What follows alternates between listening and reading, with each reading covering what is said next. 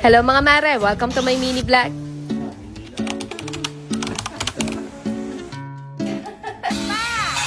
Magandang araw mga mare, ito yung araw nung nagpaayos ako ng buhok at pagka-uwi ko ng bahay ay nag-impake na rin ako kagad dahil uuwi nga ulit kami ng Batangas. Bumili lang din muna kami ng pasalubong at eto nga nilantakan na rin namin kagad nitong batang maliit dahil hindi pa rin nga kami kumakain ng hapunan. Linggo-linggo kami umuwi ng Batangas mga mare at kada uwi nga namin ay paunti-unti na rin kami naghahakot ng mga gamit namin kaya yan at punong-puno din nga tong sasakyan. At fast forward, eto nga nakarating na rin kami dito sa bahay, mga pasado 10 PM na rin kami nakarating. Iniiwan na rin nga pala namin dito tong aso naming negra para hindi siya mapagod ng kakabalik-balik sa biyahe. At ayan, gising na gising pa rin nga itong mga tao dito sa bahay dahil hinihintay nga nila kami. Kumain lang kami niyan, tapos chika-chika ng konti at pagkatapos ay pumasok na rin kami dito sa kwarto at sobrang pagod na rin talaga ako ng araw na yan. Nagdala na rin nga pala ako ng isang pack nitong sabon na ginagamit ko. Palagi ko kasi nakakalimutan magdala nito dito kaya ayan nga at isang pack na tong dinala ko ngayon. At kung hindi nyo pa rin nga natatry itong Beauty White Soap ng You Glow Babe, nako, try nyo na rin itong mga mare dahil simula talaga nung gamitin ko to ay napansin ko talaga na nag-glow yung skin ko dito. O aminin nyo for sure, napansin nyo rin naman kahit hindi ako ganun kaputian ng sobra pero mapapansin nyo talaga na medyo glowing yung skin ko ngayon. Meron kasi itong micro peeling effect mga mare as in natanggal talaga nito yung mga dead skin ko tapos ang lakas din nga niya makabanat ng balat. Tapos meron na rin siyang glutathione at niacinamide kaya nakaka-light din talaga siya ng skin. 165 pesos lang yung ganitong isang pack niya mga mare tapos 5 pieces na yung laman niya at ang maganda pa rin nga dito ay hindi siya mabilis matunaw. Sobrang dami na talaga ng gumagamit ng sabon na to ngayon. Ang bilis niya lang din ma-sold out kaya kung gusto niyo rin to i-try yung link, ilalagay ko na lang din dyan sa comment section. Pagkatapos ko maghilamos mga mare, eto at nahiga na rin kami, then pinadede ko na rin tong batang maliit at nakatulog na rin kami kagad sa sobrang pagod. Then kinabukasan naman, pagkagising namin, ayan at nagisingan ko tong lolo ko na nagtatambak ng kahoy dito sa labas ng bahay. Sinasaway ko nga siya dyan mga mare dahil baka nga ako manakit na naman yung mga buto-buto niya, pero tingnan nyo naman, kahit anong saway ko ay ayaw talaga magpasaway. Diyos ko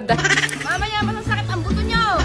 Ang katwiran yan mga mare, lalo lang daw siya manghihina kapag palagi siyang nakaupo or nakahiga kaya hindi mo talaga yan masasaway or mapipigilang kumilos. Ito namang mga alaga namin, ayan at may bago na palang tropa dito, ayan at makita-kita nga namin, nakikipagharutan na dito sa kambing na pag-alagala. I-update ko na rin pala kayo ng konti mga mare dito sa bakod na pinapagawa namin, pati na rin sa dirty kitchen, tsaka dun sa isang kwarto na pinapagawa namin sa likod ng bahay. Ganito na yung itsura ng bakod nung last na binidyohan ko to pero 1 week na ulit yung nakalipas at naikabit na yung mga bakal ngayon. Papakita ko na lang ulit sa sunod na vlog at eto nga pala yung mga bakal na ginamit, etong 2x3 na tubular tsaka 1x1. Then ganito naman na yung itsura dito sa labas mga mare, tapos na sila mag-asinta dyan, then sa ngayon napalitadahan na rin nila yan. So eto na nga yung isa pang kwarto na pinapagawa namin at mas malaki to ng konti kumpara dun sa 2 kwarto sa loob ng bahay. Tapos nagpagawa na rin kami ng isa pang maliit na CR dito sa tabi ng kwarto dahil medyo maliit talaga yung common CR namin sa loob ng bahay. Tapos eto namang natitirang maliit na space, dito na namin pagkakasyahin yung dirty kitchen, laundry area, tsaka yung isang maliit na stock room. At hanggang dito na lang muna ulit mga mare. See you again sa next vlog. Good night na muna at ayun lang muna ulit for today.